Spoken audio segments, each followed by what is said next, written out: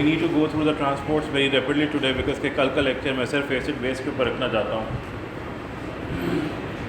हम लोगों ने कहा कि आपकी तमाम नेफ्रॉनल ट्रांसपोर्ट्स जो है वो सोडियम पोटासियम ATPase पंप की फंक्शनिंग के ऊपर जो है वो काम कर रही हैं, जिसने सोडियम का ग्रेडियंट जो है वो आपके सेल्स के अंदर क्रिएट किया हुआ है।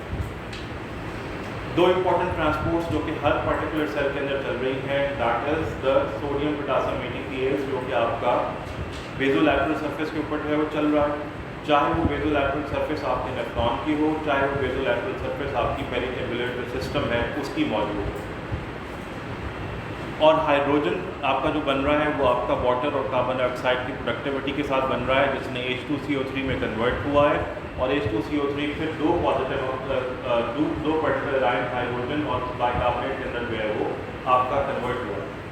हाइड्रोजन और बाइकार्बोनेट को दोनों को जो है वो बाहर भेजा गया है, एक पॉजिटिव आयन है और एक नेगेटिव आयन है। जो पॉजिटिव आयन आपके सेल के अंदर डेफिशिएंट है वो कौन सा है?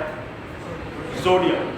सो वी नीड, और यहाँ से आपका जो GFR से मेजर आयन आ रहा होता है वो कौन सा होता है? Sodium once again. तो आप सोडियम को हाइड्रोजन के साथ एक्सचेंज कर लेते हैं बिकॉज के we do not want hydrogen inside the cell but we want hydrogen outside the cell. उसने आपके फॉस्फेट के साथ कंबाइन टुगेदर होकर in the form of titratable acid जो है उसको बाहर जाना है, या उसने अमोनिया के साथ कंबाइन टुगेदर होकर आपकी regulation of the acid base balance करनी है, तो सोडियम यहाँ से बाहर चला जाएगा। जो नेगेटिव आयन आपका अंदर पड़ा हुआ है वो कौन सा है? बाइकार्बोनेट। इसको अंदर रख नहीं सकते बिकॉज अंदर मौजूद रहा तो आपका जो pH ऑफ द सेल है वो कॉन्टिन्यूअली जो है वो अल्कलोसिस की तरफ शिफ्ट होगा। As a result of that आपका metabolism of the cell shut down होना शुरू हो जाएगा। इसकी हमें ज़रूरत नहीं है। और बाहर कौन सा ऐसा नेगेटिव आयन मौजूद होगा जिसको हम खींच के अंदर की तरफ लेके आ सकते होंगे? That is chloride. तो यहाँ से बाइकार्बोनेट बाहर चला जाएगा और क्लोराइड जो है उसको आप जो है वो खींच लेंगे, वैलेंसी जो है वो आपकी बराबर हो जाएगी। और कौन सा पर्टिकुलर लॉ यहाँ पर अप्लाई हो रहा है? डोनांस इक्विलिब्रियम अप्लाई हो रहा है, जो कि हम ऑलरेडी आपको पिछले साल पढ़ा कर ले आए हैं। ठीक है, वैलेंसी आपकी जो है वो बराबर हो गई। तो ये दो ट्रांसपोर्ट्स आपके तमाम के तमाम जो नेफ्रॉनल सिस्टम्स हैं उनके अंदर जो है वो चल रही है। पहला पर्टिकुलर पोर्शन ब्रश वाटर है। 80% ऑफ द सॉल्यूट्स जो कि आप ऑलरेडी फिल्टर करके ले आए हैं उनको जो है वो एब्जॉर्ब कर लिया जाता है इस पर्टिकुलर ब्रश वाटर सिस्टम के जरिए। वंस अगेन, जितनी भी आपकी सेकेंडरी एक्टिव ट्रांसपोर्ट्स होती हैं वो सारी की सारी सोडियम डिपेंडेंट ट्रांसपोर्ट्स होती हैं। चाहे आप सोडियम ग्लूकोज ट्रांसपोर्ट चलाएं, सोडियम अमीनो एसिड ट्रांसपोर्ट चलाएं, सोडियम मोनोपेप्टाइड चलाएं, सोडियम डाइपेप्टाइड चलाएं, आप सोडियम के साथ कैल्शियम को कंबाइन करें, सोडियम के साथ हाइड्रोजन को कंबाइन करें, but what ever the transport जो कि आप सेल के अंदर किसी चीज़ को खींचेंगे उसका जो बेसिक ग्रेडियंट प्रोवाइड होता है वो ग्रेडियंट सोडियम जो है वो प्रोवाइड करता है।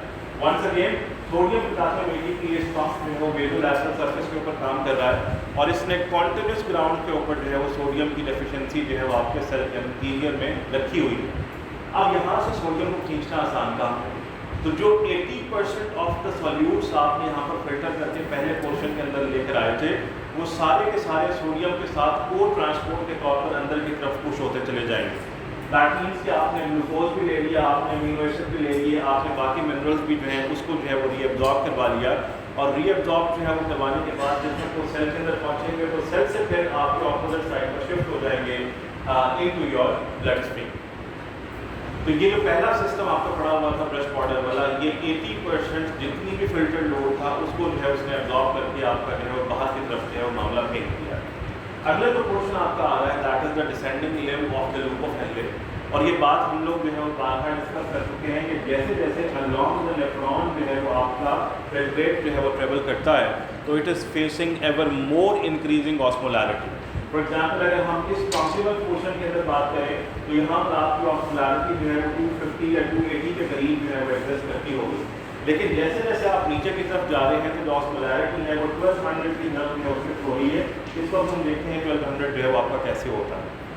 जैसे जैसे ऑस्मोलैरिटी जो है वो आपकी इंटरस्टिशियम की या आसपास के फ्लूइड की जो है आसपास के टिश्यू की बढ़ती चली जा रही है तो कि आपने अगर जो है वो ऑस्मोलर बैलेंस एक ट्यूब और उसकी बाहर के इन्वायरमेंट के दरमियान क्रिएट करना है तो आपके पास दो पॉसिबिलिटीज़ हैं। या तो सॉल्ट को बाहर फेंका जाए और ऑस्मोलैरिटी को नॉर्मलाइज कर लिया जाए, या वाटर को बाहर फेंका जाए और फिर ऑस्मोलैरिटी जो उसको नॉर्मल कर लिया जाए। रीज़न भी बाहर ऑस्मोलैरिटी ज़्यादा है तो क्या किया जाएगा, या तो जो सॉल्ट है उसको जो है ना वो आप अल्टीमेटली यहाँ से एब्जॉर्ब कर लें, या फिर आपका वाटर जो है वो जो हाइपरटोनिक सोल्यूशन बाहर पड़ा हुआ है उसकी तरफ जो है वो मूव कर जाए। लेकिन बिकॉज के ऑस्मोलर ग्रेडियंट जो है उसको मेंटेन करना होता है, और यहाँ पर ये वाला जो पोर्शन पड़ा हुआ है ये इम्परमिएबल टू सॉल्ट है। दैट मीन्स कि सॉल्ट जो है वो तो आप एब्जॉर्ब कर नहीं सकते किसी भी पर्टिकुलर चैनल के ज़रिए। तो एक ही पॉसिबिलिटी बच जाती है कि जो वाटर है उसको आपका जो बाहर हाइपरटोनिक एलिमेंट पड़ा हुआ है उसको जो है वो यूज आउट कर दिया जाए, और जैसे जैसे आपका वाटर जो है वो डिसेंडिंग रीजन से जो है वो मूव होता चला जाएगा तो what is going to happen to the filtrate जो के अंदर पड़ा हुआ, पीछे सिर्फ सॉल्यूट बचता चला जाएगा, और जब पीछे सॉल्यूट बचता चला जा रहा है तो फिर उसकी ऑस्मोलैरिटी जो है ऊपर जा रही है। तो बाहर तो आपकी 1200 के करीब ऑस्मोलैरिटी पड़ी हुई थी, इसके साथ इसने अपने आप को बैलेंस करना जो है वो शुरू कर दिया। अगला जो पोर्शन पड़ा हुआ है जो कि असेंडिंग लिम्फ है आपके लूप ऑफ हनले का। अच्छा, अब हमने यहाँ पर बेसिकली क्या किया था, फिल्ट्रेट को हाइपरटोनिक जो है वो किया था, ठीक है। तो ये आपका कंसनट्रेटिंग पोर्शन, यानी कि अगर आपको कंसनट्रेटेड यूरिन चाहिए तो फिर ये वाला पोर्शन जो है ना वो आपका ज़्यादा क्वांटिटी के अंदर जो है वो काम करेगा। इसी तरह से जिस वक्त आप ऊपर जा रहे हैं तो आप पहले ऑस्मोलैरिटी 200 से 1200 के दरमियान जो है वो शिफ्ट हो रही थी, और अब ऑस्मोलैरिटी जो है वो 1200 से 200 के दरमियान जो है वो शिफ्ट होना शुरू हो गई है। इसका मतलब ये है कि जैसे जैसे ये ऊपर जा रहा है वैसे ही ऑस्मोलैरिटी बाहर कम हो रही है। तो अब ये वाला फ्लूइड हाइपरटोनिक हो गया है, और जो बाहर आपका एलिमेंट पड़ा हुआ था वो आपका हाइपो हो गया। तो वंस अगेन दो ही पॉसिबिलिटीज़ हैं, या कि बाहर से पानी को जो है वो खींचा जाए या यहाँ से सॉल्ट को जो है वो दिया जाए। तो व्हाट एग्जैक्टली हैपेंस कि ये वाला पोर्शन जो है वो इसके बिल्कुल ऑपोजिट पड़ा होता है कि इम्परमिएबल टू वाटर है एंड परमिएबल टू सॉल्ट है। और यहाँ पर जो एक इंपॉर्टेंट ट्रांसपोर्ट चल रही है सोडियम के साथ, वो पोटासियम और क्लोराइड की चल रही है कि सोडियम भी आप अंदर की तरफ खींच के आ रहे हैं, उसके साथ पोटासियम भी आ रहा है, और उसके साथ 2 क्लोराइड आयन भी जो आप खींच के लेके आ रहे हैं। एक बैलेंस आपने एक ग्रेडियंट डेवलप कैसे किया था, ये ग्रेडियंट इन ट्रांसपोर्ट्स की बेस के ऊपर वंस अगेन जो है आपका डेवलप हुआ था कि सोडियम पोटासियम ATPase पंप ने सोडियम की डेफिशिएंसी क्रिएट की हुई थी, पोटासियम जो है वो आपका और ट्रांसपोर्ट के साथ जा रहा है, अगले सेक्शन में हम लोग देखते हैं, और क्लोराइड की आपका जो बाइकार्बोनेट है उसको आपने जो है क्लोराइड के साथ इकट्ठा किया होता है। इसकी बेस के ऊपर जो है वो आप खींच के लेकर आ रहे हैं ये 3 पर्टिकुलर आयन जो कि यहाँ पर आ रहे हैं। अब अगर जो है यहाँ से आप सोडियम को भी एब्जॉर्ब कर रहे हैं, पोटासियम को भी एब्जॉर्ब कर रहे हैं और क्लोराइड को भी एब्जॉर्ब कर रहे हैं, तो what is going to happen to the osmolarity of the filtrate. जो फिल्ट्रेट है उसकी ऑस्मोलैरिटी जो है ऊपर आपकी जो है ना वो कम होना शुरू हो जाएगी, और जब आपकी ऑस्मोलैरिटी जो है वो कम होना शुरू हो जाएगी तो ये वाला पर्टिकुलर पोर्शन जो है वो आपका diluting portion of the nephronic system जो है।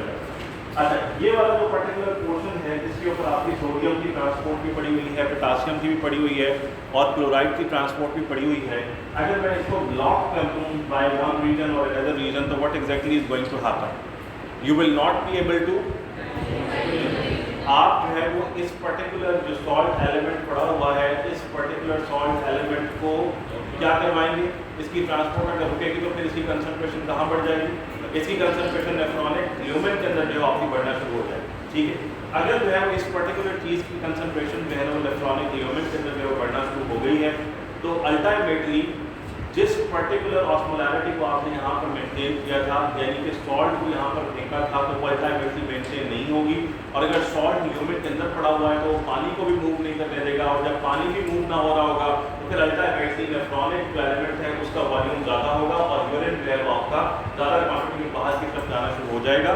तो जो पर्टिकुलर ड्रग यहाँ पर काम करता है सबसे कॉमन है that is the loop diuretic जो कि यहाँ पर काम कर रहा है। ये सिनारियो बहुत कॉमनली जो है वो पूछा जाता है आपके एग्जाम के साथ कि लूप डाययूरेटिक जो है वो आपका कैसे काम करता है, और जो सबसे कॉमनेस्ट एग्जांपल है लूप डाययूरेटिक की दैट इज फ्रूसेमाइड। आपकी फैमिली में कोई ना कोई लैसेक्स के नाम से जो है ड्रग जो है वो लेता होगा, ठीक। तो ये जो लैसेक्स हम लोग देते हैं वो बेसिकली फ्रूसेमाइड है, उसने इस ट्रांसपोर्ट को ब्लॉक किया है बिकॉज के आपका सॉल्ट जो है वो ल्यूमेन के अंदर इकट्ठा होना शुरू हो गया है, तो अपने साथ पानी को भी खींच के बाहर निकल गया है। तो जब सॉल्ट और वाटर दोनों आपके बाहर जा रहे हों तो आपका ब्लड प्रेशर भी जो है वो डाउन होगा बिकॉज के वॉल्यूम जो है वो आप कम कर रहे हैं।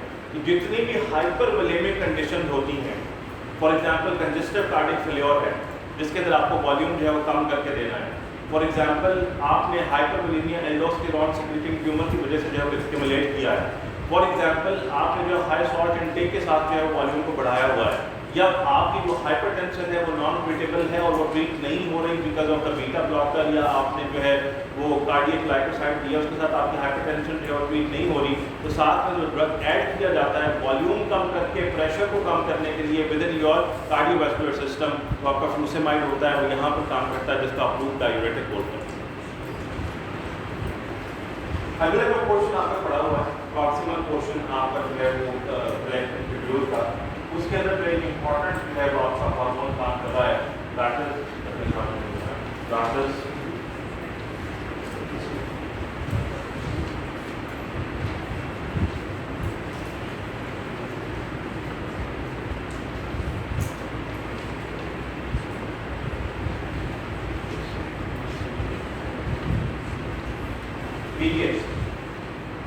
पीटीएच जो है वो आपका बेसिकली कैल्शियम के रेगुलेशन के साथ में वो काम करता है।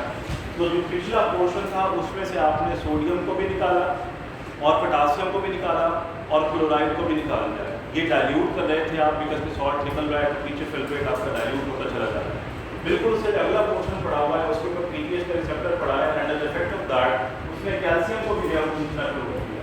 और जब कैल्शियम आपका आ रहा होगा तो वंस अगेन वो सोडियम कैल्शियम ट्रांसपोर्ट के जरिए आ रहा होगा बिकॉज के सोडियम का ग्रेडियंट है वो आपका यहाँ पर ऑलरेडी मौजूद है, तो उसने कैल्शियम को भी जो है वो खींचना शुरू कर दिया है। जब कैल्शियम भी आपने निकाल दिया है तो फिर फर्दर क्या हुआ है आपके सल्फेट को वो और डाइल्यूट हो गया। तो ये तो आपका लास्ट डाइल्यूटिंग सेगमेंट होता है जहाँ पर हम ये कहते हैं कि आपका कलेक्टिंग सिस्टम स्टार्ट हो गया है, इसकी बिल्कुल टिप के ऊपर जो है वो आपका कैल्शियम का ट्रांसपोर्ट लगा हुआ होता है। यही कैल्शियम जो है सॉरी पीटीएच है या आपका जो डिस्टल ट्यूब्यूल है उसके ऊपर कैल्शियम की एब्जॉर्प्शन करा रहा है और यही जो आपका प्रॉक्सिमल पोर्शन पड़ा हुआ था यहाँ से ये फॉस्फेट की जो है एब्जॉर्प्शन करा रहा है। इसका एक रिसेप्टर यहाँ पर भी पीटीएच का लगा हुआ होता है and the effect of that phosphate की रेगुलेशन जो है वो आपकी प्रॉक्सिमल ट्यूब्यूल से हो रही होती है और जो कैल्शियम है उसकी जो आपकी एब्जॉर्प्शन है वो डिस्टल से हो रही होती है। ये इसकी जो है वो ऑर्गेनाइजेशन कैसे बनती है, इसकी ऑर्गेनाइजेशन ऐसे बनती है कि ये आपका प्रॉक्सिमल ट्यूब्यूल नीचे जा रहा है और नीचे से जब ट्यूब्यूल घूम कर आया है तो उसकी बिल्कुल प्रॉक्सिमिटी यहाँ पर बन गई है। So we have got a single receptor over here जो कि वॉल्स के साथ कॉमनली शेयर हो रहा होता है। एक के अंदर से आप फॉस्फेट को जो है वो अंदर की तरफ लेकर आ रहे होते हो और जो दूसरी साइड है उससे जो है कैल्शियम आ रहा होता है। दिस डिपेंड्स कि आपने बेसिकली कौन सी ट्रांसपोर्ट चलानी है। अगर आपकी बॉडी के अंदर कैल्शियम की ज़रूरत है तो फिर वो कैल्शियम को खींचेगा और दूसरी साइड से फॉस्फेट ज़्यादा बाहर जा रहा होगा, और अगर आपकी बॉडी के अंदर फॉस्फेट जो है उसकी ज़रूरत है तो यहाँ से फॉस्फेट को खींचेगा और दूसरी साइड से कैल्शियम ज़्यादा बाहर जा रहा होगा। ये दोनों ट्रांसपोर्ट बिकॉज के साइड टू साइड चल रही होती हैं due to anatomical organisation as a result of that particular thing आपका जो कैल्शियम और फॉस्फेट है वो बैलेंस प्रॉक्सिमल और डिस्टल के अंदर जो है वो इस तरीके से हो रहा होता है। तो दिस पर्टिकुलर ट्रांसपोर्ट आपका पीटीएच के इफेक्ट के अंदर जो है वो कैल्शियम जो इसको एब्जॉर्ब कर रहा है, calcium once again osmotic element है एब्जॉर्ब होगा तो पीछे जो वंस अगेन आपकी पीछे चीज रह जाएगी दैट इज हाइपोऑस्मोलर, दैट मींस कि ऑस्मोलैरिटी फर्दर रिड्यूस होगी। अगला जो क्वेश्चन पड़ा हुआ है उसके ऊपर एक और इंपॉर्टेंट हार्मोन का रिसेप्टर पड़ा हुआ है दैट इज एल्डोस्टेरॉन। एल्डोस्टेरॉन जो है वो दो पर्टिकुलर जो है वो सेल्स के ऊपर काम करता है, एक के ऊपर डायरेक्टली और एक के ऊपर इनडायरेक्टली। डिस्टल पोर्शन जो आपका कलेक्टिव ट्यूब्यूल का होता है उसके अंदर जो इंपॉर्टेंट दो सेल्स पड़े हुए होते हैं, एक आपका जो है वो प्रिंसिपल सेल है और दूसरा आपका इंटरकैलेटेड जो है वो सेल। तो अगर प्रिंसिपल सेल है तो उसमें बेसिकली जो है वो आपकी सोडियम की एब्जॉर्प्शन करानी होती है और पोटासियम जो है उसकी जो है वो एक्सक्रीशन जो है वो हो रही होती है।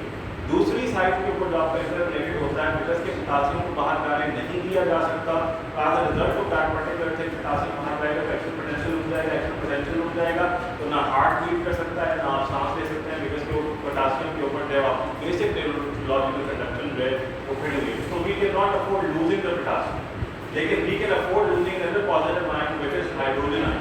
व्हाट एग्जैक्टली हैपेंस कि ये जो पोटासियम यहाँ से बाहर गया था ये अगले की साइड से वापस खींच लिया जाता है और वहाँ से आप हाइड्रोजन के साथ इसको जो है वो बैलेंस कर लेते हैं। तो ये दो ट्रांसपोर्ट्स दो सेल्स के ऊपर under the effect of aldosterone चलती हैं।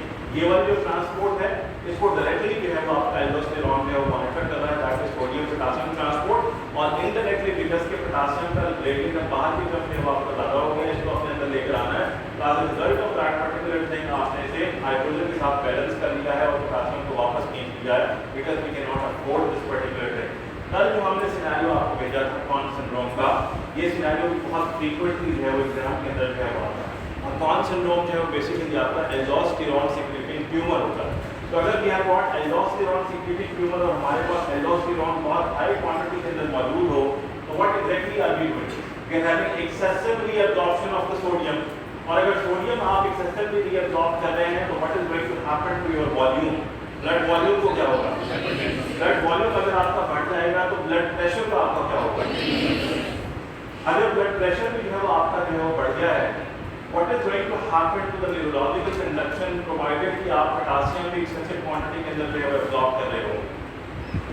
अगर पोटेशियम भी आपका हाइपर से ज़्यादा क्वांटिटी में आ रहा है तो ये हाइपरकलीमिया भी जो है आप जो है उसको डेवलप करेंगे, और हाइपरकलीमिया अगर आपका डेवलप होगा तो फिर न्यूरोलॉजिकल ट्रांसमिशन आपकी वैसे ही अफेक्ट होंगी जैसे कि हम लोग पिछले साल पढ़ाए हैं, यानी कि रीपोलराइजेशन वाला जो फेज है वो फेज जो है वो आपका अफेक्ट होना शुरू हो जाएगा और आपके एक्टिव पोटेंशियल जो है वो प्रोलॉन्ग होने शुरू हो जाएंगे। दैट मीन्स कि the possibility of developing convulsions, the possibility of developing irritability, fasciculations और या टेक्निक सॉर्ट ऑफ कॉन्ट्रैक्शन होती हैं, दैट इज इंक्रीजिंग। और एक और एब्नॉर्मैलिटी कौन सी है वो आप डेवलप कर रहे हैं कि अगर आपने सबसे आखिर में कौन सी चीज़ बाहर फेंकी थी? अगर हाइड्रोजन जो है वो एक्सेसिव क्वांटिटी में बाहर जा रहा है तो what is happening to the pH? तो पीएच जो है वो आपकी जो है वो रिड्यूस होती चली जा रही है, और रिड्यूस है तो ये बेसिकली अल्कलोसिस है। तो ये आपका अल्कलोटिक वॉल्यूम एक्सपेंशन का जो है वो सिनेरियो बन जाता है, और जो आपने अल्कलोसिस जो है उसको डेवलप किया है, अब अगर आपने वॉल्यूम भी बढ़ाया है और आपने जो है वो ब्लड प्रेशर भी बढ़ाया है, तो फिर अगर हम वापस लॉ ऑफ जीएफआर के ऊपर आए तो जीएफआर को क्या होगा? जीएफआर जो है वो आपका इंक्रीज हो जाएगा, और जो आपके दो इंपॉर्टेंट बैलेंसेस पड़े हुए हैं ट्यूबुलो ग्लोमेरुलर और ग्लोमेरुलो ट्यूबुलर, वो एज एन एडजस्टमेंट जो है वो ऑपोजिट डायरेक्शन में चल के आपके जीएफआर को एडजस्ट करने की जो है वो कोशिश करेंगे। सो हमने बेसिकली पूछा था सवाल यदि कौन सिंड्रोम के अंदर कौन सी रीनल एब्नॉर्मैलिटी होती है और फिर उसकी इंटरनल रेगुलेशन कैसे होती है। तो आपकी जो एब्नॉर्मैलिटीज डेवलप हुई वो आपका हाइपरनेफ्रीनिया था, which was followed by hyperkalemia, which was followed by hyperkalemia, which was followed by alkalosis, और फाइनली फिर जिस वक्त आपने ये अल्कलोटिक वॉल्यूम एक्सपेंशन की थी और जीएफआर आपका बड़ा था, तो इंटरनल रेगुलेशन करते हुए ट्यूबुलो ग्लोमेरुलर और ग्लोमेरुलो ट्यूबुलर फीडबैक ने जो है वो ऑपोजिट डायरेक्शन के अंदर काम किया था। ये वाला सिनेरियो हम लोगों ने कर दिया था। वंस अगेन कौन सिंड्रोम का सिनेरियो जो है वो बहुत फ्रीक्वेंटली एग्जाम के अंदर पूछा जाता है, चाहे वो आपसे डायरेक्टली पूछे, चाहे वो आपको जो है वो मेजर फीचर्स जो है वो बताकर पूछे कि भाई कितना एक पेशेंट है उसको हाइपरनेफ्रीनिया भी है, उसको अल्कलोसिस भी है, उसके अंदर जो है वो न्यूरोलॉजिकल एक्साइटेबिलिटी भी है वो आपकी प्रोलॉन्ग हुई हुई है। What is the most likely diagnosis? The diagnosis is supposed to be constant, because ये सारी की सारी चीजें एक ही सिनेरियो में फिट बैठती हैं, that is aldosterone secreting tumour. या फिर आपसे डायरेक्टली भी कह सकता है कि कौन सिंड्रोम का सिनेरियो है, कौन सिंड्रोम के अंदर आपकी जो रीनल एडजस्टमेंट्स हैं वो कैसे होती हैं, तो ये भी एक बहुत इंपॉर्टेंट सिनेरियो पूछा जाता है। इसी तरह से बिकॉज जो पीटीएच है उससे रिलेटेड जो है वो बहुत कॉमनली हमारी जो है वो सोसाइटी के अंदर एब्नॉर्मैलिटी एग्जिस्ट करती हैं, बिकॉज हमारी स्पेसिफिकली जो खवातीन हैं ऑफ द रिप्रोडक्टिव एज उनके अंदर जो है वो कैल्शियम की एब्नॉर्मैलिटीज बहुत फ्रीक्वेंटली एग्जिस्ट करती हैं, और कैल्शियम का ताल्लुक जो है वो आपका पीटीएच के साथ है। तो कैल्शियम की एब्नॉर्मैलिटी को ध्यान में रखते हुए जो है वो आपसे सिनेरियो पीटीएच से रिलेटेड पूछ सकते हैं। आपको पता होना चाहिए कि पीटीएच प्रॉक्सिमल और डिस्टल ट्यूब्यूल के ऊपर कौन सा काम कर रहा है, और अगर जो है ना आपकी एब्नॉर्मैलिटी जो है वो डेवलप होगी तो फिर आपकी बॉडी जो है उसके अंदर जो है वो इसकी एडजस्टमेंट जो है वो कैसे आएगी।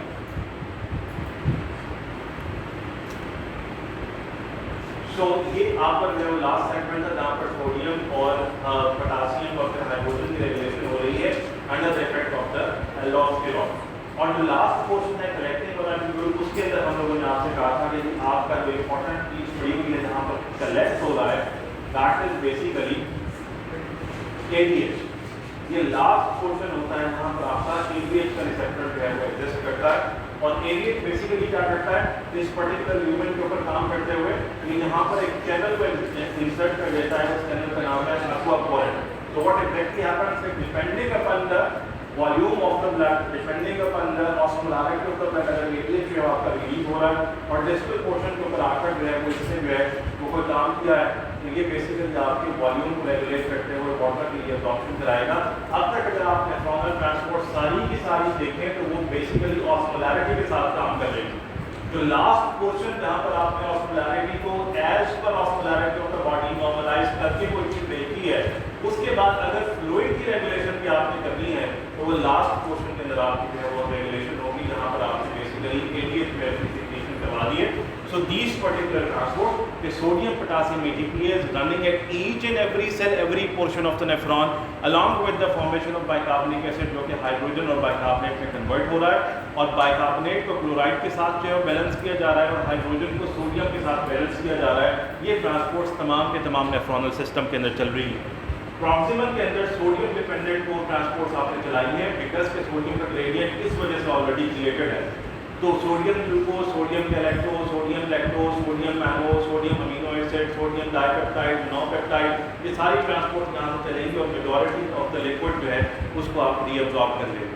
उसके बाद जो अगला पोर्शन आपका पड़ा हुआ है उसके अंदर बिकॉज के it is impermeable to the salt, और बिकॉज की ऑस्मोलैरिटी जो है वो नीचे जाते हुए आपकी बढ़ रही है, तो ऑस्मोलर ग्रेडियंट को नॉर्मलाइज करने के लिए जो है आपने वाटर को यूज आउट किया है। तो ये बेसिकली आपका कंसनट्रेटिंग पोर्शन है।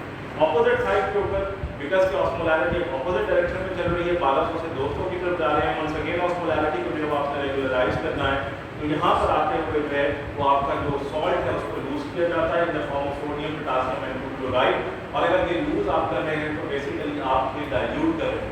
अगला जो पोर्शन पड़ा हुआ है उसके अंदर जो आपका रिसेप्टर पड़ा हुआ है वो पीटीएस का रिसेप्टर पड़ा हुआ है, और पीटीएस जो है वो इस ऑर्गेनाइजेशन के अंदर काम कर रहा है कि एक साइड ऑफ ट्यूब्यूल से एक वहाँ से आप फॉस्फेट की रेगुलेशन करा रहा है और अपोजिट साइड से जो है वो करा रहा है। बट एक प्रॉक्सिमल ट्यूब्यूल है और एक डिस्टल ट्यूब्यूल है, तो डिस्टल से कैल्शियम हो रहा है और प्रॉक्सिमल से जो है वो आपका वो फॉस्फेट हो रहा है। इसको याद रखना है, इस तरह से भी आसान है कि प्रॉक्सिमल पी से स्टार्ट होता है और फॉस्फेट भी पी से स्टार्ट होता है। अगला जो क्वेश्चन आपका पड़ा हुआ है वो आपका सोडियम रेगुलेटर है, दैट मींस कि एल्डोस्टेरॉन के साथ में इस वाले पर्टिकुलर पोर्शन में आपका काम करना है, और ये बेसिकली सोडियम की रेगुलेशन भी करा रहा है, पोटासियम की रेगुलेशन भी करा रहा है और हाइड्रोजन की रेगुलेशन भी करा रहा है। दैट मींस कि आपके यूरिन के पीएच को मेंटेन करना और आपके प्लाज्मा के पीएच को मेंटेन करना इनडायरेक्टली जो है आपके एल्डोस्टेरॉन का काम होता है। तो एल्डोस्टेरॉन की एब्नॉर्मैलिटीज जो हैं वो एसिडोसिस और अल्कलोसिस के साथ प्रेजेंट करती हैं, जिसको आप मेटाबॉलिक एसिडोसिस या मेटाबॉलिक अल्कलोसिस जो है वो बोलते हैं। वो यूजुअली रीनल एब्नॉर्मैलिटी होती हैं जो कि यहाँ पर आपको आ रही होती हैं। ये हम कल देखेंगे कि मेटाबॉलिक और रेस्पिरेटरी एसिडोसिस और अल्कलोसिस का जो सिनेरियो आता है उसको आपने डिफरेंशिएट कैसे करना होता है। ये मेटाबॉलिक एसिडोसिस है, ये आपका जो है रेस्पिरेटरी एसिडोसिस है। वो सिनेरियो बहुत फ्रीक्वेंटली आपके जो है उसमें एमसीक्यूज में भी आते हैं, और उसके ऊपर जो पूरा एक जो है 5 नंबर का एमसीक्यू भी आ जाया करता है कि आपको वैल्यूज देंगे कि पीएच ये है, सोडियम की कंसंट्रेशन ये है, बाइकार्बोनेट की कंसंट्रेशन ये है, क्लोराइड की कंसंट्रेशन ये है। मोस्ट लाइकली क्या रीजन हो सकती है और इसको एडजस्ट है वो कैसे किया जाएगा, इसकी कंपनसेशन जो है वो कैसे आएगी, ये हम लोग जो है वो कल देखेंगे। उसके बाद आखिरी जो पोर्शन है वहाँ पर आपका एलियस काम कर रहा है और वहाँ से जो है वाटर की अब्जॉर्प्शन हो रही है। इस पर्टिकुलर ट्रांसपोर्ट सिस्टम के अंदर जो है कोई सवाल है तो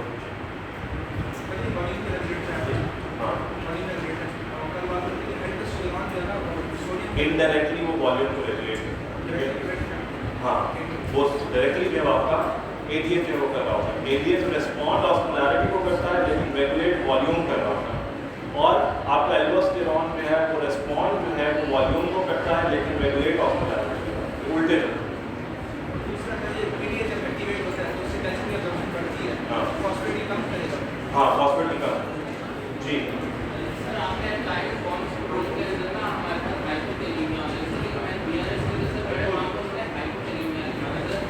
अगर कौन सिंड्रोम अन जो है वो चेक चलता चला जाए, बिकॉज के पोटासियम ऑलरेडी अंदर है उसको खींचना पॉसिबल नहीं होता, as a result of that होते लॉन्ग टर्म के अंदर अल्कलोसिस के अंदर सॉरी हाइपोकैलेमिक जो है वो वॉल्यूम एक्सपेंशन के अंदर कन्वर्ट होता है। जी जी are we clear till here? इसमें कोई प्रॉब्लम है?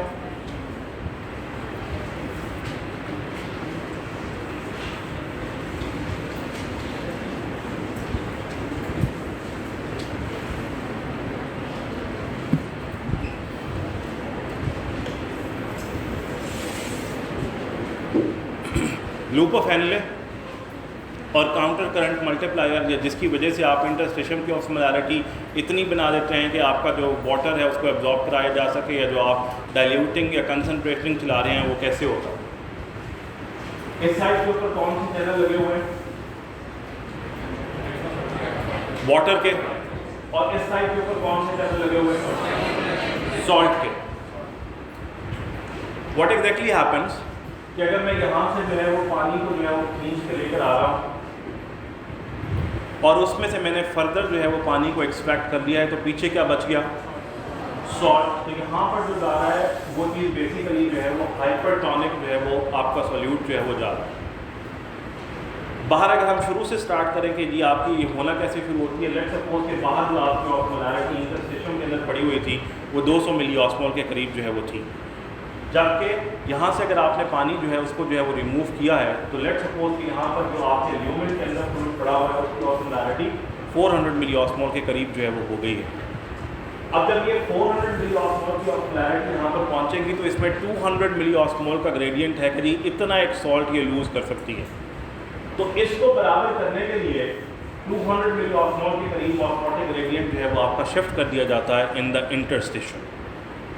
अब यहाँ पर ऑस्मोलैरिटी पहले 200 थी, अब कितनी हुई? 400 हो गई, बिकॉज कि आपने 200 का ग्रेडियंट जो है ना यहाँ से शिफ्ट किया। अगली दफ़ा जब दोबारा से यहाँ से पानी आएगा तो अब उसको कौन सा ग्रेडियंट फील करना पड़ा है? अब ये 400 का। So what exactly is doing, it is absorbing far more amount of water जो कि आपने पहले किया था, उससे भी ज़्यादा जो है वो ऑस्मोलर ग्रेडियंट जो है ना वो आपका क्रिएट हो गया, बिकॉज कि आपने पानी को बिल्कुल जो है वो एब्जॉर्ब कर लिया। तो ऑस्मोलैरिटी बाहर कितनी हुई? 600 के करीब लेट सपोज के पहुंच गई। अब ये 600 यहाँ पर जा रहा है, लेकिन बाहर जो है वो आपका 400 पड़ा हुआ है। 200 का वापस इसने ग्रेडियंट जो है इसको दिया सॉल्ट। अब इसकी इंटरस्टिशियम की ऑस्मोलैरिटी कितनी हुई? अब ये 600 हो गई। इसको रिपीट करें 6 टाइम्स, यानी कि 200 ऐड करते चले जाएं, अल्टीमेटली ऑस्मोलैरिटी आपकी जो है वो 1200 के करीब पहुंच जाएगी। 1200 जो है वो इंटरस्टिशियम का लिमिट है कि इससे ज़्यादा आप सॉल्ट इसके अंदर जो है वो नहीं फेंक सकते। तो 1200 के ऊपर जब आपकी इंटरस्टिशियम की ऑस्मोलैरिटी जो है वो फिक्स हो जाती है तो फिर इसके अंदर से सॉल्ट का आउटफ्लो और जो सॉल्ट का इनटेक है वो बराबर हो जाता है। अब ये बराबर कैसे हो जाता है? फॉर एग्जांपल लेट सपोज के जी ना यहाँ अंदर मैंने 1200 की ऑस्मोलैरिटी है उसको जो है वो डेवलप कर दिया है, और जब 1200 की ऑस्मोलैरिटी मैंने यहाँ पर डेवलप कर दी है तो ये यहाँ से इतना एक पानी खींच लेगा कि यहाँ तक पहुँचते पहुँचते आपकी जो ऑस्मोलैरिटी है वो 1200 के करीब जो है वो पहुँच जाएगी। अब जब पानी यहाँ इंटरस्टिशियम के अंदर आ रहा है तो बेसिकली ये इसको डाइल्यूट कर रहा है। ऐसे ही है, जैसे जैसे ये डाइल्यूट होता चला जा रहा है उसी तरह से जो पहली ट्यूबुलर कैपिलरी पड़ी हुई है उसके अंदर से पानी का फ्लो जो है वो बढ़ता चला जा रहा है।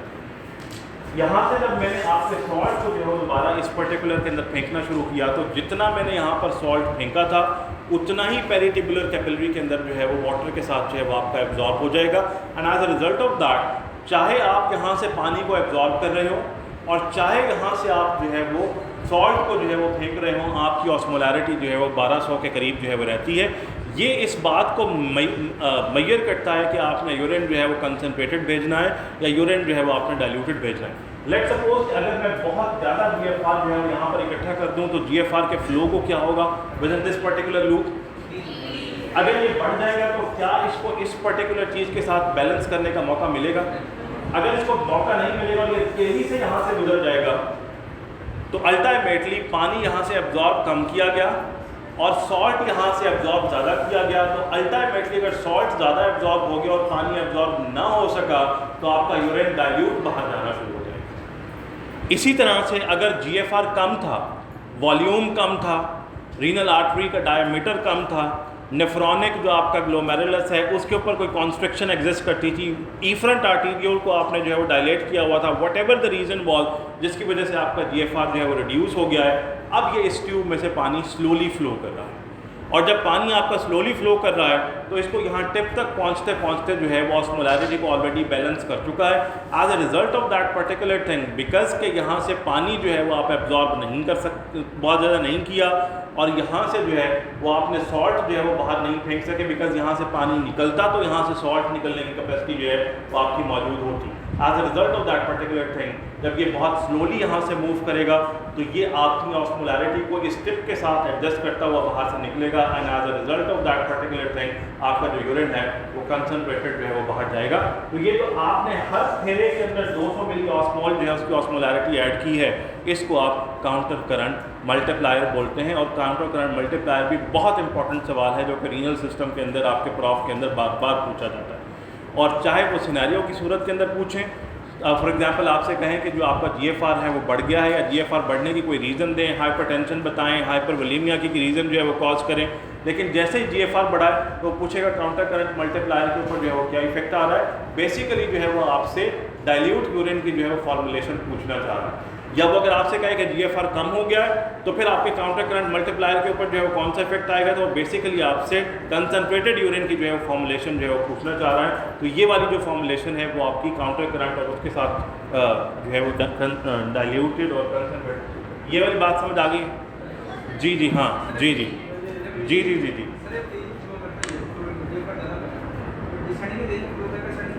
उतनी तेज से फ्लो करें, तो वही तो हम कह रहे हैं। सॉल्ट उधर से भी नहीं निकलेगा और पानी इधर से भी एब्जॉर्ब नहीं हुआ, तो पानी भी ज़्यादा है, पानी ज़्यादा है ना, बिकॉज कि वहाँ से पानी एब्जॉर्ब नहीं हो सकता। तो पानी अगर बहुत ज़्यादा क्वांटिटी के अंदर मौजूद है, ऊपर जा रहा है, तो ऑस्मोलैरिटी तो कम हो रही थी, तो सॉल्ट की यूजिंग कैपेसिटी और कम हो गई है। As a result of that urine जो है वो आपका डाइल्यूट हो जाता है। जी जी जी कौन से वाला? यही वाली एक्सचेंज कहाँ से रिवाइज करूँ? ये वाला पोर्शन जो है वो आपका वाटर सॉल्युबल है और ये वाला पोर्शन जो है वो आपका सॉल्ट सॉल्युबल है। तो जिस वक्त आप पर्टिकुलरली जो है वो यहाँ से किसी पर्टिकुलर यूरिन को जो है वो लेकर आएंगे घुमाकर, तो यहाँ से आप पानी का इखराज कराएंगे तो पीछे सॉल्ट बच गया है। अगर सॉल्ट बच गया है तो बाहर अगर ऑस्मोलैरिटी आपकी इंटरस्टिशियम में कम थी तो उस ऑस्मोलैरिटी के अंदर जो है वो आपने फॉर एग्जांपल कि अगर ये 200 जो है उस ऊपर से आप लेकर आना शुरू किया था और पानी निकालते चले जाएं तो यहाँ तक टिप तक आते आते जो है वो आपका 400 हो जाएगा। अब बाहर 200 की ऑस्मोलैरिटी एग्जिस्ट करती होगी तो 200 का सॉल्ट इस तरफ दायरा फेंकना पड़ेगा, तभी ऑस्मोलैरिटी जो है वो आपकी एडजस्ट होगी। इसी को फेरे लगाते चले जाएं, अल्टीमेटली जो है वो आपकी जो ऑस्मोलैरिटी है इंटरस्टिशियम के अंदर वो 1200 के करीब जो है वो हो जाएगी और 1200 उसका मैक्सिमम है।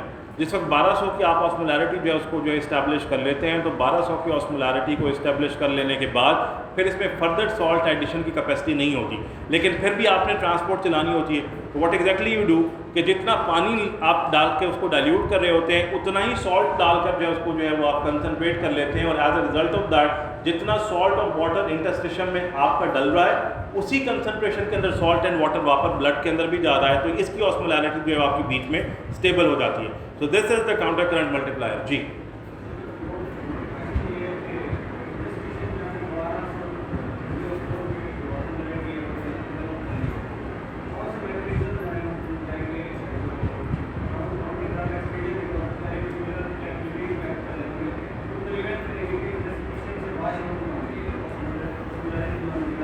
जैसे एक ट्यूब जो है वो आपकी चल रही है, द प्रॉब्लम इज दैट कि जब एनाटॉमिकल ऑर्गेनाइजेशन ना आती हो तो फिर ये ट्यूब चल रही है, इसी के बाहर एक और ट्यूब चल रही है जो कि पेरिट्यूबुलर कैपिलरी की ट्यूब, उसके अंदर कांस्टेंट आपका जो है वो 200 या 280 मिली ऑस्मोल के करीब जो है वो आपकी ऑस्मोलैरिटी एग्जिस्ट करती है, बिकॉज कि वो डायरेक्टली जो है वो प्लाज्मा के साथ जो है उसने कम्युनिकेट किया है। ठीक है, अगर मैं यहाँ से इसकी ऑस्मोलैरिटी को कॉन्टिन्यूली चेंज करता चला जाऊँ और बाहर की जो ऑस्मोलैरिटी आपकी ट्यूब की पड़ी हुई है वो कंस्टेंट आपकी जो है वो पड़ी हुई है, लेकिन उसमें कोई तब्दीली नहीं आ रही, तो ये ऑस्मोलैरिटी 200 से होकर 1200 तक आ गई है और बाहर जो आपकी ऑस्मोलैरिटी पड़ी हुई है वो 200 के करीब जो है वो आपकी ऑस्मोलैरिटी जो है वो पड़ी हुई है। अब अगर मैं यहाँ से पानी को कॉन्टिन्यूली जो है वो खींच रहा हूँ और अंदर जो है वो हाइपर ऑस्मोलर ग्रेडियंट जो है वो क्रिएट होता चला जा रहा है, तो कैपेसिटी जो पीछे आपकी बाहर पड़ी हुई है उसके अंदर क्या है कि वो क्या करेगा। अब ये 2 ट्यूब्स पड़ी हुई है,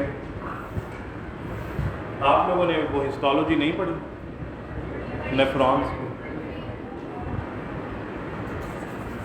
दिस इज द नेफ्रॉनिक ट्यूब,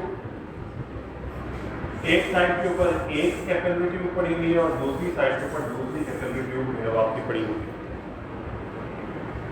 इसमें जो ग्रेडियंट एडजस्ट कर रहा है वो 1200 का है, इसमें जो ग्रेडियंट एडजस्ट कर रहा है वो भी 1200 का है। यहाँ जो पड़ी हुई है उसकी भी 280 की मिली ऑस्मोल है और इसकी भी 280 है और ये 280 से 1200 के दरमियान है वो आपका इंटरनली फ्लक्चुएट कर रहा है।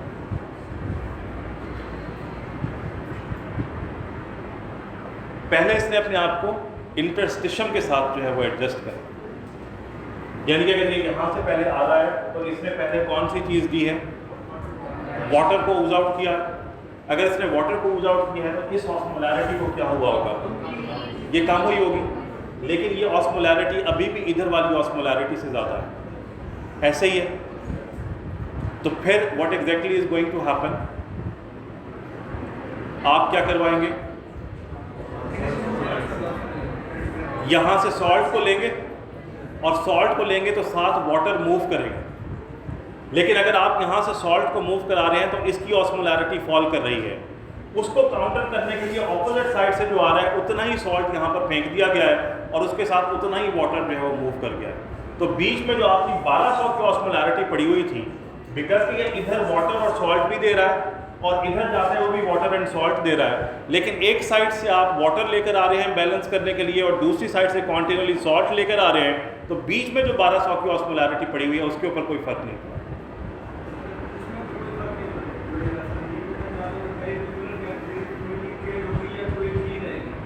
क्या होगी, वो स्टेबल रहती है बिकॉज कि उसका डायरेक्टली ताल्लुक जो है वो आपके उसके साथ है, ब्लड स्ट्रीम के साथ है, तो उसकी ऑस्मोलैरिटी वही होगी। उसने जितनी चीज़ यहाँ से गैदर की वो फ़ौरन वहाँ से चला गया, as a result of that पीछे दोबारा से जो है आपकी स्टेबल हो गई। ता वक्त है कि उसने अपने आप को इंटरस्टिशियम के साथ जो है वो इक्विलिब्रेट कर लिया। तो यहाँ से वाटर और सॉल्ट कॉन्टिन्यूअली निकल रहा है और ट्यूबुलर कैपिलरी के अंदर जा रहा है और यहाँ से वापस आपकी ब्लड स्ट्रीम में भेजे चले जा रहा है, बिकॉज वो यहाँ पर मौजूद नहीं है, जबकि इंटरस्टिशियम की ऑस्मोलैरिटी यहाँ पर मौजूद है। तो as a result of that एक साइड से पानी और दूसरी साइड से सॉल्ट खींच के आप पानी और सॉल्ट, एक साइड से पानी और एक साइड से सॉल्ट भेजते हुए जो है वो आप कॉन्टिन्यूअली जो है वो शफल करते रहते हैं वो चीज़ें जो कि आपके नेफ्रॉनिक सिस्टम के अंदर आ गए थे। लेकिन बिकॉज कि आपका जो ब्लड है वो डायरेक्टली यहाँ से फ़ौरन निकल जाता है, as a result of that particular thing जो पीछे वाला आएगा वो फिर पानी और सॉल्ट ले लेगा, उससे पीछे वाला बैच फिर पानी और सॉल्ट ले लेगा। तो इधर से आप निकाल के लेकर आ रहे होंगे और इधर से ये वापस जाता रहेगा as a result of that particular thing, because कि वो कॉन्टिन्यूअली सर्कुलेशन में है तो कॉन्टिन्यूअली अपने आप को बैलेंस कर रहा है और उसकी अपनी ऑस्मोलैरिटी में तब्दील आने के लिए लाजमी था कि वो यहाँ पर स्टे करता। जैसे इंटरस्टिशियम यहाँ के अंदर स्टे कर गया है, आपका सॉल्ट यहाँ से निकल नहीं पा रहा, तो उसके लिए लाजमी था कि वो यहाँ स्टक होता, बिकॉज कि वो स्टक नहीं है और कॉन्टिन्यूअली सर्कुलेट कर रहा है तो उसकी अपनी ऑस्मोलैरिटी के ऊपर जो है कोई फर्क नहीं पड़ता, वो जो है आपकी स्टेबल और कंस्टेंट है। जी बेटा थोड़ा सा वॉल्यूम ऊंचा करो, मुझे बिल्कुल आवाज नहीं आ रही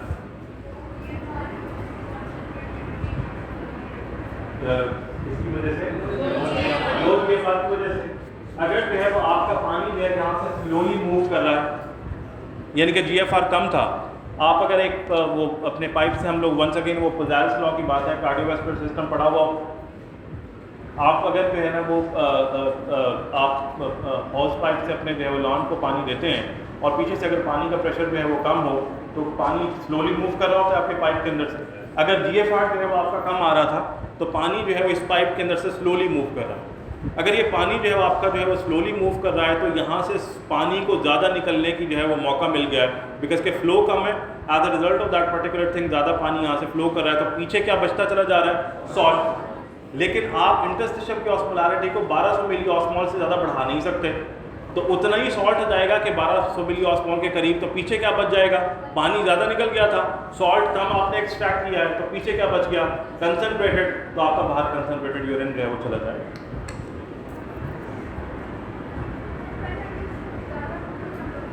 जी ये इसकी लिमिट है, लिमिट इस वजह से है, जैसे एक कप है उसको आप जो है वो 250 ml कर सकते हैं, उसके बाद अगर आप भरेंगे तो उसमें बाहर चला जाएगा। तो ह्यूमन बॉडी की जो मैक्सिमम कंसंट्रेटिंग लिमिट होती है वो 1200 मिली ऑस्मोल है। उसके बाद जो है सॉल्ट क्रिस्टलाइज होना शुरू हो जाता है, और अगर वो क्रिस्टलाइज हो जाए तो क्रिस्टलाइजेशन जो आपके सेल्स को जो है डैमेज करना शुरू कर देंगे और ह्यूमन एग्जिस्टेंस पॉसिबल ना होगी। तो 1200 मिली ऑस्मोल से ऊपर जो है क्रिस्टलाइजेशन स्टार्ट हो जाता है, तो वो केमिकल रिएक्शन होना ही बंद हो जाएंगे।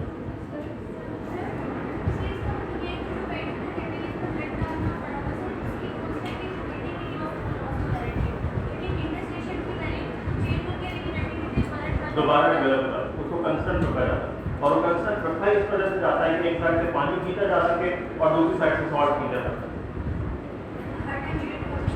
ऐसा ही होगा, ऐसा ही होगा। सिर्फ फ्लो पे डिपेंड करेगा कि अगर आपका फ्लो ज़्यादा है तो पानी को एब्जॉर्ब होने का मौका कम बनेगा, और अगर फ्लो जो है वो आपका कम है तो पानी एब्जॉर्ब ज़्यादा हो जाएगा। ये आपका काउंटर करंट में सिर्फ इसने ये हेल्प आउट किया, लेकिन जो ऑस्मोलैरिटी आपने क्रिएट की है वही डिटरमिन कर रही है कि अल्टीमेटली आपने यूरिन की कंसनट्रेशन बाहर क्या भेजी। जी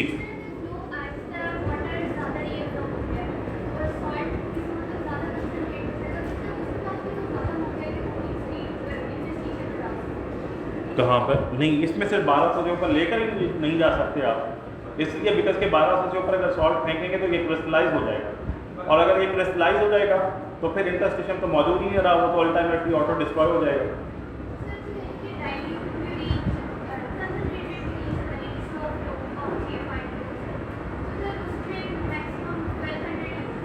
1200, इससे ज़्यादा नहीं आता है।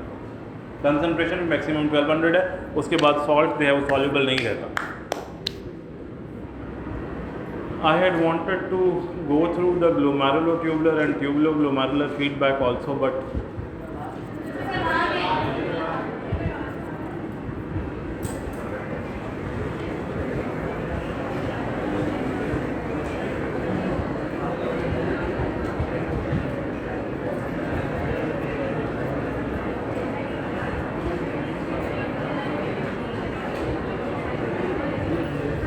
इस बात को जो है वो ऐसे ही समझ लें, इसमें कोई बहुत ज़्यादा जो है वो फिट वाली गुफ्तगू जो है वो नहीं है।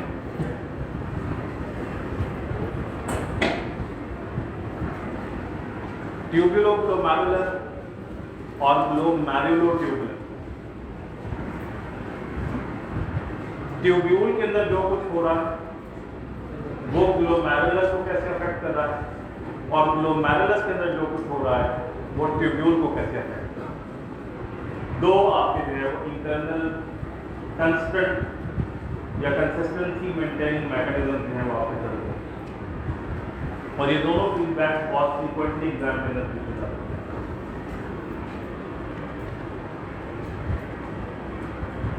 अगर हम जो है वो ट्यूबुलोग्लोमेरुलर जो फीडबैक है उसको जो है वो बात करें,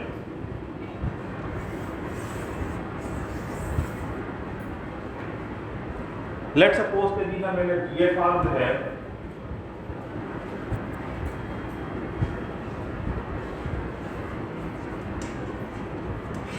उसको इंक्रीज किया है, और GFR जो है उसको इंक्रीज करने की रीजंस क्या हो सकती हैं। या तो जो है वो हाइड्रोस्टैटिक प्रेशर ज़्यादा था आपके कैपिलरी के अंदर, या कैपिलरी के अंदर ऑनकॉटिक प्रेशर कम था, या फिर इंटरस्टिशियम के अंदर ऑनकॉटिक प्रेशर जो है वो आपका ज़्यादा था। What ever the reason was, चाहे मैंने आपके आफ्रंट आर्टीरियोल का डायमीटर बढ़ाया हो, चाहे मैंने आफ्रंट आर्टीरियोल का हाइड्रोस्टैटिक प्रेशर बढ़ाया हो, चाहे मैंने आफ्रंट आर्टीरियोल का ऑनकॉटिक प्रेशर कम किया हो, ये सारी की सारी रीजन हम CVS में पिछले साल बहुत डिटेल में डिस्कस करके आए हैं। आई डू एक्सपेक्ट कि जनाब शायद आपको जो है कोई थोड़ी बहुत शुद्ध बुद्ध हो। अगर मैंने जो है वो GFR जो है उसको बढ़ा दिया है तो बेसिकली, और ये भी फिर दो तरह से जो है ना वो आप इसको बढ़ाते हैं, GFR रीनल प्लाज्मा फ्लो जो है क्या वो आपका कांस्टेंट है, या रीनल प्लाज्मा फ्लो जो है वो आपका रिड्यूस हुआ। रीनल प्लाज्मा फ्लो कांस्टेंट होने का मतलब ये है कि आपने बेसिकली वॉल्यूम या हाइड्रोस्टैटिक प्रेशर को बढ़ाया हुआ था, जिसकी वजह से आपका रीनल ब्लड फ्लो बढ़ रहा था, और रीनल ब्लड फ्लो अगर आपका बढ़ रहा था तो उसी हिसाब से GFR के अंदर भी आपकी बढ़ोतरी हो रही थी।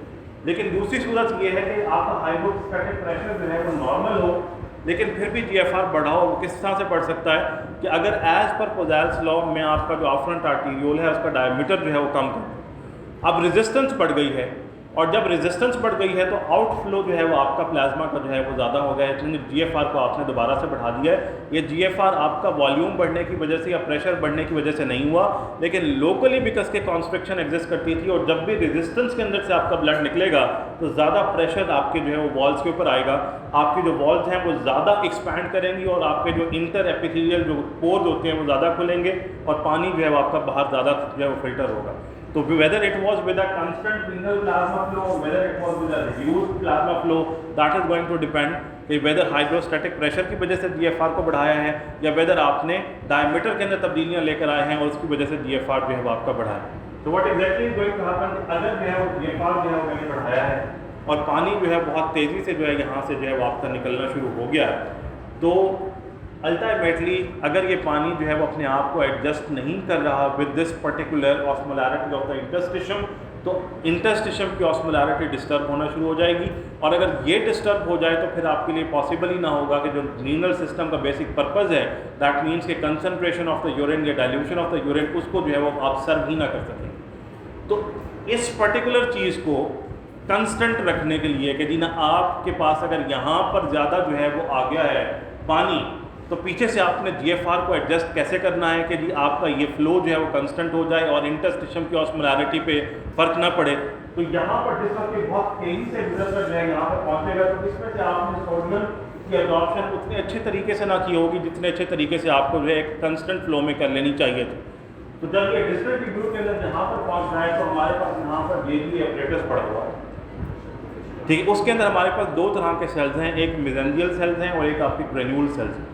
जो मेसेंजियल सेल्स हैं उनका बेसिकली काम होता है रेनिन की प्रोडक्टिविटी, और जो आपके ग्रेन्यूल सेल्स होते हैं उन्होंने मेसेंजियल सेल्स की जो हेल्थ है उसको जो है वो मेंटेन रखना होता है। तो what exactly is going to happen कि अगर मैं यहाँ से सोडियम को एब्जॉर्ब नहीं कर रहा तो कलेक्टिंग ट्यूब्यूल में जहाँ पर सोडियम का लोड ज़्यादा होना चाहिए, कम होना चाहिए था, वहाँ पर सोडियम के लोड को क्या हुआ है, सोडियम का लोड का ज़्यादा हो गया।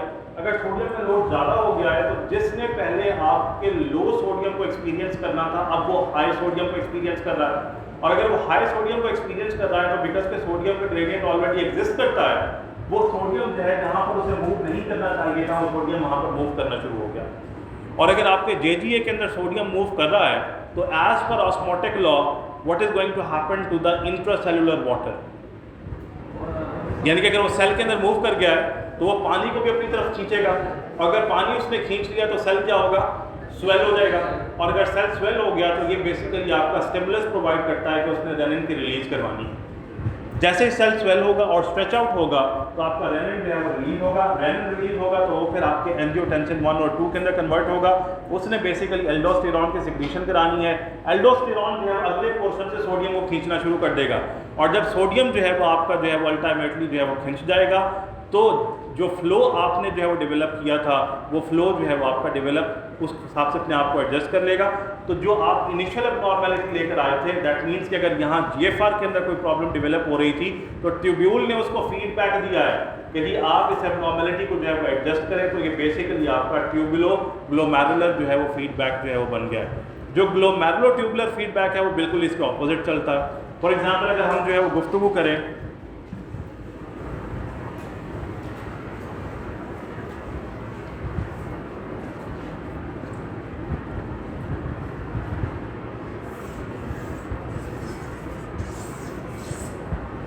लेट्स सपोज कि ये आपका आफ्रेंट आर्टेरियोल है, और ये आफ्रेंट आर्टेरियोल जो है वो आपका ब्लड जो है उसको लेकर आ रहा है, और यहाँ से आप जो ऑपरेटर से आप लेकर आ रहे हैं नेफ्रॉनिक सिस्टम के अंदर। ऐसा ही है, अगर मैं इसमें से मेजॉरिटी सॉल्ट निकालता चला जा रहा हूँ तो what exactly is happening to the blood जो कि ग्लोमेरुलस के अंदर मौजूद रह गया, हाइपोटोनिक हो गया। तो यहाँ से आप इस ऑस्मोटिक सॉल्यूशन लेकर आ रहे होते हैं आफ्रेंट के अंदर, लेकिन जिस वक्त वो यहाँ से सारे के सारे फिल्ट्रेट को देकर निकलता है छलने के बाद, तो इसके अंदर सिर्फ और सिर्फ पर्टिकुलेट मेटल बचा हुआ होता है। दैट मीन्स के प्रोटीन्स पड़े हुए होंगे, आपके सेल्स पड़े हुए होंगे, या फिर मेजर ऐसे आयन्स होंगे जो कि आप नहीं निकाल सकते होंगे, या जो एसिड्स होंगे जो कि नहीं निकल सकते होंगे, यहाँ से वो पीछे बच गया है। तो इसकी ऑस्मोलैरिटी क्या हुई है, ये हाइपर हो गई, सॉरी हाइपो, ठीक है, बिकॉज कि आपने सारा का सारा जो सॉल्ट है इसमें से निकाल लिया। अब ये जो आपका इफ्रंट आर्टेरियोल था, इसी ने आगे जाके अल्कोलाइजेशन करनी है उस कैपिलरी की जो कि आपके नेफ्रॉन के साथ साथ चल रही है। अब अगर ये हाइपो चल रहा है स्टेट के अंदर, तो अभी हमने काउंटर करंट पढ़ा है, इसके अंदर सॉल्ट को अपटेक करने की कैपेसिटी और सॉल्ट के साथ साथ फिर आपके वाटर को अपटेक करने की कैपेसिटी जो है वो ज़्यादा एग्जिस्ट करती है। तो अब अगर मैं यहाँ से जो है आपका जो सोल्यूशन जो लेकर आ रहा हूँ इसमें जो है ना इसके रीनल फ्लो को जो है वो कम करता हूँ, तो उसी हिसाब से आपकी जो ऑस्मोलैरिटी है इफ्रंट आर्टेरियोल की तब्दील होगी, उतनी ही कैपेसिटी उसके अंदर होगी कि वो आपके इंटरस्टिशियम के आसपास जो चीज़ें पड़ी हुई हैं उसमें से सॉल्ट एंड वाटर को खींच सके। तो अगर ये कम हो गया था दूसरी साइड से आपने सॉल्ट एंड वाटर खींच के वॉल्यूम जो है उसको बढ़ा दिया है, और वॉल्यूम ने फिर GFR को जो है वो बढ़ा दिया है। As a result of that, because के ग्लोमेरुलस इस बात को जो है वो अप्रिशिएट करवा रहा है कि आपने फ्लो कितना है किसमें से करवाना है, तो ये बेसिकली आपका ग्लोमेरुलो ट्यूबुलर फीडबैक बन जाता है। जो ग्लोमेरुलर था वो आपके नेफ्रॉन के इटसेल्फ यानी कि पर सिंगल नेफ्रॉन जो है वो काम कर रहा होता है, और जो आपका ग्लोमेरुलो ट्यूबुलर है ये आपके तमाम के तमाम कार्डियोवैस्कुलर सिस्टम के साथ कम्युनिकेट करके जो है इस बात को इंश्योर कर रहा होता है कि GFR जो है वो आपका कंस्टेंट रहे।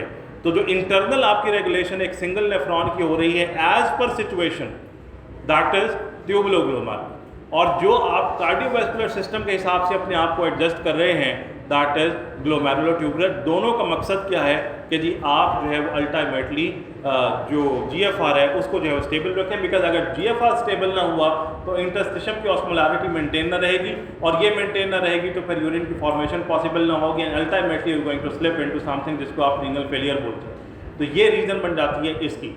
अब यहाँ पर सिनेरियो दो इंपॉर्टेंट जो है वो आपके एग्जाम के अंदर बार बार पूछे जाते हैं, चाहे वो डायरेक्टली पूछें चाहे वो साइन सिम्टम्स देकर पूछें। एक तो वो पूछते हैं कि जी GFR अगर आपका बढ़ गया है तो ट्यूबुलोग्लोमेरुलर और ग्लोमेरुलो ट्यूबुलर फीडबैक के ऊपर जो है वो क्या इफेक्ट आएगा। तो ये रीज़न आपकी ग्लोमेरुलस के अंदर GFR के अंदर यूजली कार्डियोवैस्कुलर एबनॉर्मेलिटी पूछ रहे होते हैं। फॉर एग्जाम्पल हार्ट फेलियर है, आपका फ्लो नहीं कर सकता।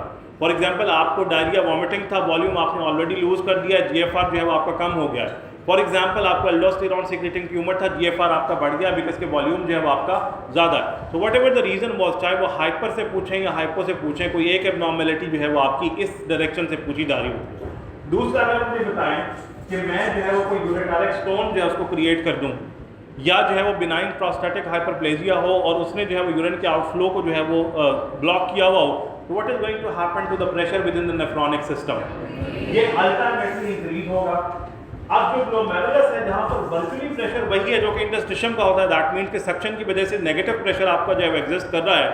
अब बिकॉज के पीछे प्रेशर ज़्यादा है तो what exactly is going to happen कि क्या वो GFR और अकोमोडेट कर सकता है, बिकॉज के प्रेशर ऑलरेडी वहाँ पर है तो GFR को अकोमोडेट नहीं कर सकता। तो ग्लोमेरुलो ट्यूबुलर और ट्यूबुलोग्लोमेरुलर फीडबैक दोबारा से GFR को आपके जो है वो रिड्यूस करे होते हैं। दो पर्टिकुलर सिनारियोज, एक नीचे से दे सकते हैं यदि ना अगर यूरेटारिक ऑब्स्ट्रक्शन है, चाहे वो स्टोन का फीचर आपको बता कर दें, चाहे वो हाइपरप्लेजिया का फीचर बता कर दें, चाहे वो यूरेथ्रल स्ट्रक्चर बता कर दें, तो अगर नीचे आउटपुट में प्रॉब्लम है तो फर्दर GFR रेगुलेट होगा, बिकॉज कि अब ट्यूब्यूल ने ग्लोमेरुलस को रेगुलेट करना शुरू कर दिया तो ये ट्यूबुलोग्लोमेरुलर फीडबैक बन जाएगा। और अगर GFR में प्रॉब्लम आ गया है तो अब ग्लोमेरुलस ने जो है वो ट्यूब्यूल को जो है वो रेगुलेट करना शुरू कर दिया है तो वो ग्लोमेरुलर ट्यूबुलर फीडबैक आ जाएगा। इन दोनों में से भी कोई एक सवाल प्रॉफ के अंदर ज़रूर होता है, चाहे वो आपसे डायरेक्टली नोट पूछे, चाहे वो आपसे जो है वो सिनेरियो डालकर पूछे, हाइपरवोलेमिया का दे, हाइपोवोलेमिया का दे, आपको पेन जो है वो बताए कि जी ना इसके अंदर फ्लैंक के अंदर पेन एग्जिस्ट करता है और यूरिन की जो कंसंट्रेशन है वो कम हो गई है, या जो है ना वो आपको यूरिन उसके BPH के फीचर्स कोई देकर पूछे। लेकिन बहरहाल इनमें से भी कोई एक जो सवाल है वो प्रॉफ के अंदर जो है वो बड़ा फ्रिक्वेंटली जो है वो पूछ लिया जाता है। सो यहाँ पर जो है वो मामला जो है वो रीनल सिस्टम का मेरे ख्याल से हमने मेजॉरिटी चीज़ें जो उसको कवर कर ली हैं।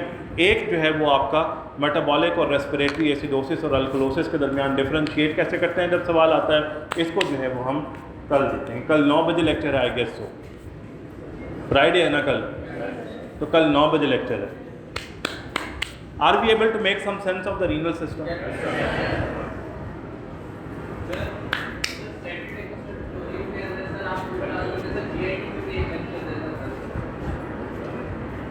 सैटरडे में ही बहुत ज़्यादा ऑक्यूपेशन होती है, सैटरडे को बिल्कुल वक्त नहीं हो सकता। I am really sorry for that.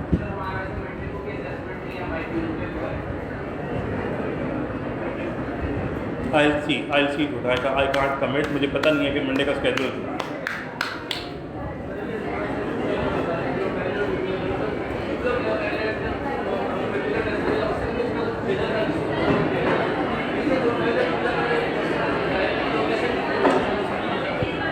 वो अपफ्रंट और रिफ्रंट आर्टिकल कंट्रोल तो फिर ग्लोमेरुलस का क्या रोल होगा?